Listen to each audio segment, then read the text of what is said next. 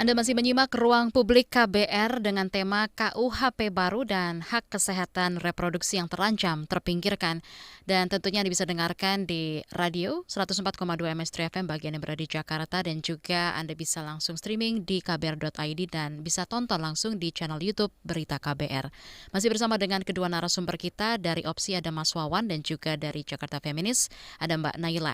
Tadi Mas Wawan sempat mengatakan gitu ya bahwa berkaitan dengan petugas berwenang gitu, nantinya itu yang berkaitan dengan HIV saja. Nah, seperti apa nih dari Mbak Naila, tanggapan Anda, interpretasinya seperti apa dengan pasal-pasal yang dihadirkan ini? Baik, terima kasih Kak Naomi. Ini juga penting ya kita membahas kewenangan untuk memberikan informasi terkait dengan alat pencegah kehamilan. Sebenarnya kita harus melihat realitanya. Mhm. Realitanya apakah tenaga kesehatan kita, apakah petugas medis kita itu sudah cukup memadai untuk menjangkau seluruh lapisan masyarakat, memberikan informasi terkait kesehatan seksual dan reproduksi. Faktanya itu sangat tidak memadai, mulai dari sumber dayanya, mulai dari insentif bagi para tenaga kesehatan dan lain sebagainya. Sehingga kemudian kenapa dalam program-program pencegahan HIV misalnya atau dalam layanan kesehatan seksual reproduksi lainnya, pemerintah bekerja sama dengan kawan-kawan masyarakat sipil, dengan teman-teman dari Opsi begitu, dengan teman-teman penjangkau-penjangkau lainnya, karena memang situasinya tidak mungkin pemerintah jalan sendirian, harus ada tambahan resources dari masyarakat sipil. Selain itu, ini adalah bentuk dari partisipasi masyarakat dalam melakukan upaya pencegahan maupun juga pendidikan kesehatan seksual dan reproduksi. Nah, hal yang saya rasa juga tidak kalah penting adalah pendekatan kepada anak-anak itu akan berbeda dengan pendekatan kepada orang dewasa ketika kita mau menjelaskan soal kesehatan seksual dan reproduksi. Anak-anak akan cenderung reluctant atau cenderung menolak gitu ya, cenderung Ya. resisten gitu kalau kemudian yang mendekati adalah orang yang berseragam, Hmm. dokter gitu ya, perawat. Tapi kalau yang mendekati adalah anak-anak sebaya, kita kenal ya, namanya konselor sebaya gitu istilahnya. Nah, kalau yang mendekati adalah anak-anak seusia mereka, mereka akan jauh lebih tertarik, lebih nyaman bercerita, lebih nyaman untuk bertanya soal kesehatan seksual dan reproduksi. Akan sangat berbeda dengan sosialisasi yang diadakan oleh tenaga kesehatan. Ini bukan berarti kemudian menihilkan peran tenaga kesehatan, bukan, tapi pendekatan kepada anak-anak akan sangat berbeda. Itu kenapa kemudian butuh partisipasi masyarakat sipil, terutama kawan-kawan penjangkau dan juga konselor sebaya untuk bisa menjangkau target audiens yang memang seusia mereka gitu.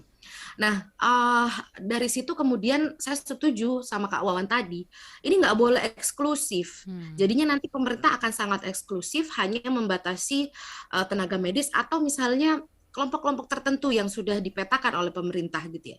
Kemudian membatasi ruang partisipasi masyarakat sipil. Kan bahayanya jadinya kawan-kawan yang tujuannya baik mau memberikan pendekatan kesehatan seksual reproduksi malah diancam penjara. Ini kan bahaya. Ini kan mau bantu negara, negaranya nggak memadai resource-nya, kemudian masyarakat sipilnya melaksanakan mengambil tanggung jawab itu gitu, Mhm. terus kemudian diancam pidana.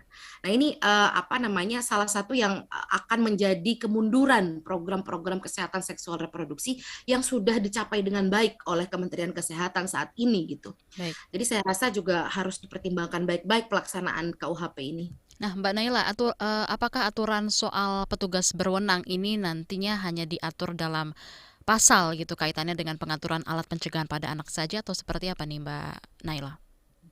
Nah, ini yang sebenarnya juga kita belum mendapatkan informasi dari Hmm. pemerintah. Apakah kemudian pemerintah akan menurunkan pasal ini ke dalam peraturan turunannya, entah itu peraturan pemerintah atau kemudian peraturan kementerian di bawah Kementerian Kesehatan atau seperti apa.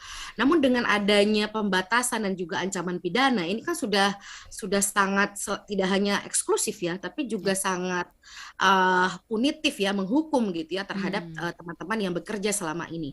Nah, ini yang saya rasa perlu diantisipasi.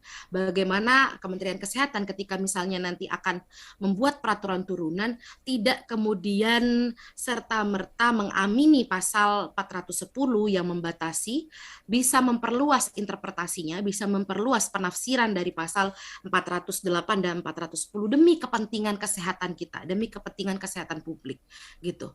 Jadi bisa diakali atau bisa bukan diakali ya, tapi bisa diperjelas dalam interpretasi KUHP maupun dalam peraturan turunannya. Baik, thank you Mbak Naila untuk penjelasannya. Kita ke Mas Wawan sekarang ya. Mas Wawan, untuk saat ini mungkin bisa diberitahu gitu ya, apa saja sih program-program yang lagi dilaksanakan oleh Opsi gitu, Mas? Ya, saat ini yang dilakukan oleh Opsi pertama adalah membangun kesadaran untuk kelompok pekerja seks terkait dengan dampak dari KUHP yang memang sudah disahkan, namun memang yang akan dilaksanakan 2 tahun ke depan gitu. Namun kita juga perlu membangun kesadaran buat teman-teman yang di lapangan gitu, bagaimana agar ini tidak berdampak, bagaimana protectionnya teman-teman. Yang kedua, Opsi bersama aliansi yang ada di Indonesia, terutama yang di Jakarta saat ini, kita masih bersama-sama menggali kembali atau melihat kembali draft-draft mana yang berpotensi, ini masih abu-abu nih pasal-pasalnya, terutama itu pasal alat kontrasepsi. Betul tadi sepakat bahwa turunannya apa gitu loh, mau dibawa kemana, karena itu masih nggak jelas yang ditunjuk siapa, gitu kan. Itu masih belum jelas di bunyi pasalnya. Oke, baik. Nah, harapannya ini yang kita kawal bagi hatan gitu untuk mengeluarkan turunannya. Ya, baik Mas Wawan. Lalu untuk tantangan nih Mas Wawan ya, seperti apa sih kondisi masyarakat saat ini mempengaruhi kerja-kerja atau juga program-program yang dilaksanakan oleh Opsi?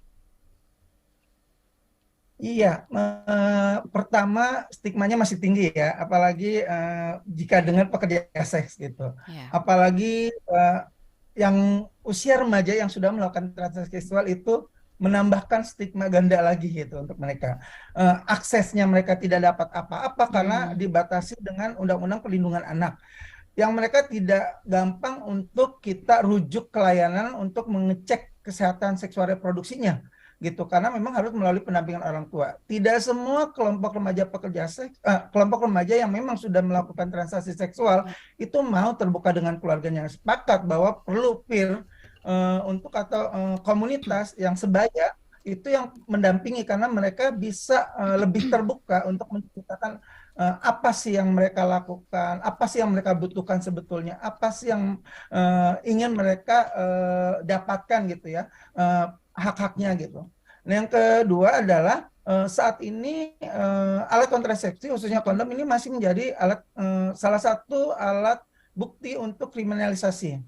Jadi bagaimana remaja membawa kondom itu apabila kedapatan razia ini terindikasi bahwa mereka melakukan praktek prostitusi. Jadi momok sebetulnya alat kontrasepsi terutama kondom ini akan jadi momok tanpa pasal pun itu sudah dikriminalkan.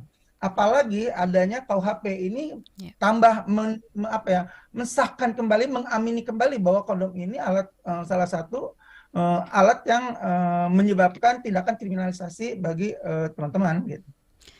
Baik, lalu dari survei ini kan menunjukkan rendahnya angka anak-anak remaja laki-laki itu ada sebanyak 11% gitu ya, dan perempuan 12% yang telah menerima promosi atau promosi kesehatan mengenai keluarga berencana dan juga pengendalian kehamilan pada jenjang SMP. Nah Mbak Naila, seperti apa sih pentingnya remaja Indonesia ini menerima promosi kesehatan mengenai keluarga berencana dan pengendalian kehamilan?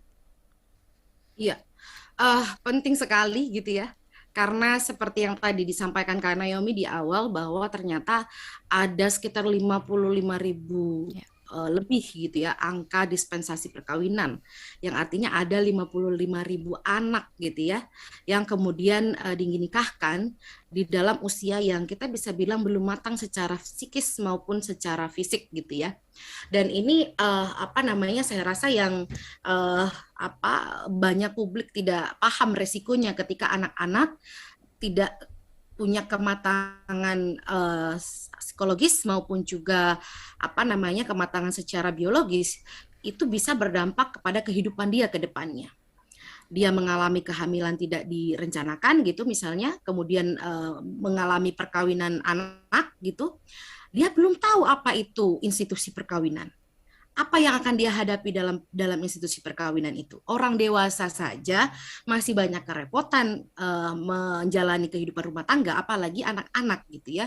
Belum lagi banyaknya atau tingginya angka KDRT dan perceraian dari kasus-kasus perkawinan anak. Ini juga fakta yang tidak bisa dihindari gitu ya, bahwa ternyata mengawinkan anak itu bukan solusi, melainkan menimbulkan bahaya baru gitu ya. Membatasi akses anak terhadap informasi kesehatan seksual dan reproduksi ternyata juga berdampak serius terhadap kehidupan anak gitu. Nah, jadi sangat penting bagi anak-anak remaja terutama untuk paham kapan sebenarnya dia siap gitu ya. Apa itu kesehatan seksual dan reproduksi? Kesehatan seksual dan reproduksi bukan sebatas soal beraktivitas seksual, bukan gitu. Termasuk juga dia memahami tubuhnya ini bekerja seperti apa, memahami apa konsekuensi dari apa yang akan dia lakukan, dan paham hak-haknya. Ini yang paling penting sebenarnya, bahwa kita punya hak atas tubuh kita. Jadi kalau ada orang kemudian bilang mau mengawinkan kita dengan orang lain, saya berhak menolak, ini tubuh saya. Gitu ya. Anak-anak remaja berhak menolak bahwa ini tubuh saya berhak mengatur tubuh saya sendiri. Dan ini juga berkaitan erat dengan konsep persetujuan dalam aktivitas seksual, yang mana tidak banyak anak-anak paham apa itu persetujuan gitu ya. Makanya banyak kasus-kasus grooming di mana orang dewasa mendekati anak-anak untuk mendapatkan keuntungan atau mengeksploitasi anak secara seksual. Nah, hak atas kesehatan seksual dan reproduksi itu menjelaskan soal itu, bahwa hubungan seksual antara orang dewasa dengan anak-anak itu nggak ada konsep persetujuannya, jadi itu kekerasan seksual. Nah, ini kan nggak dipahami oleh anak-anak kita, oleh orang dewasa saja tidak dipahami gitu. Jadi penting sekali pendidikan kesehatan seksual dan reproduksi, bukan hanya mencegah soal kehamilan tidak direncanakan, bukan hanya mencegah HIV dan lain-lain, tapi mencegah kekerasan seksual. Itu yang sangat penting untuk dipahami. Baik Mbak Naila dan juga Mas Wawan, nanti kita akan kembali lanjutkan perbincangan kita, dan juga untuk Anda pendengar yang sudah memberikan pertanyaan dan juga pendapat Anda di kolom komentar channel YouTube Berita KBR maupun juga melalui WhatsApp di 0812 118 8181, nanti akan kami bacakan satu persatu dan akan ditanggapi oleh Mas Wawan dan juga Mbak Naila di ruang publik pagi hari ini dengan tema KUHP baru dan hak kesehatan reproduksi yang terancam terpinggirkan.